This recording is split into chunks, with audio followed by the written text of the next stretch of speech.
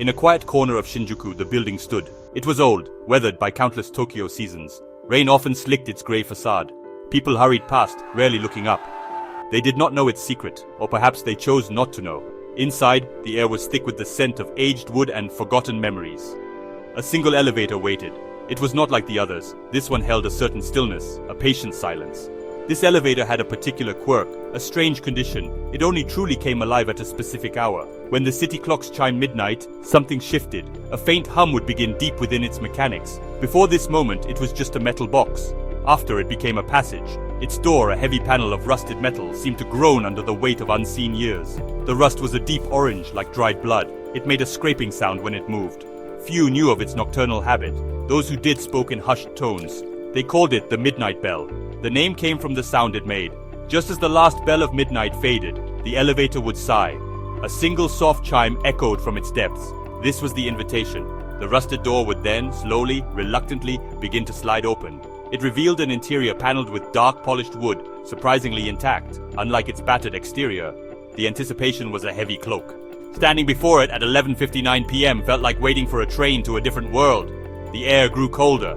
The usual city sounds seemed to dim. Only the thumping of one's own heart remained. The rusted door was a barrier. It guarded something.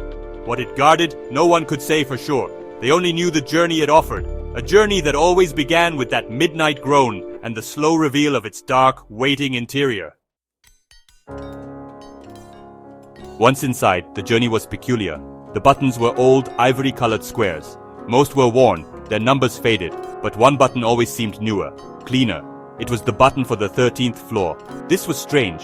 The building plans, everyone knew, showed only 12 floors. There was no official record of a 13th. Yet the elevator knew it. The light behind the 13 would glow with a soft, insistent pulse.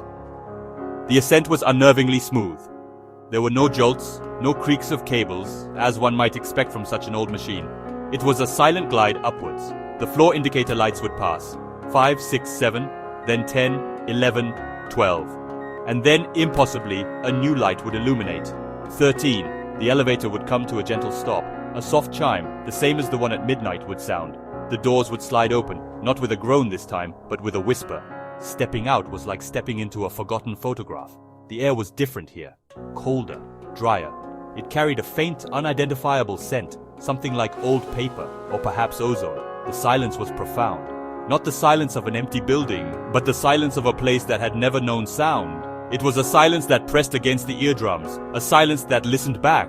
It was a floor that should not exist. The design of this floor was unlike the others below. The others were apartments, offices, functional spaces. This floor was just a hallway, a long, straight hallway that stretched into dimness. There were no windows, no signs, only the closed doors on either side. The elevator, once its passenger had departed, would close its doors with that same soft whisper. It would then descend, leaving the rider alone on this impossible landing, the glowing 13 a fading memory. The hallway of the 13th floor stretched on. It seemed longer than the building itself should allow. The walls were a neutral, indistinct color, perhaps gray or faded beige. The lighting was poor. A few bare bulbs hung from the ceiling at long intervals. They flickered erratically. Sometimes they would dim to a mere orange glow. Sometimes they would flare, casting sharp, dancing shadows. These shadows made the empty space feel crowded. Doors lined both sides of this endless corridor. They were plain, unadorned, and most unsettlingly, unnumbered. Each door was identical to the last. There were no nameplates, no mail slots, no indication of what lay beyond them. They were simply barriers, closed mouths holding secrets. Trying a handle would reveal it was locked, or perhaps there was no handle at all, just the illusion of one. The sameness was disorienting, a deliberate trap for the senses.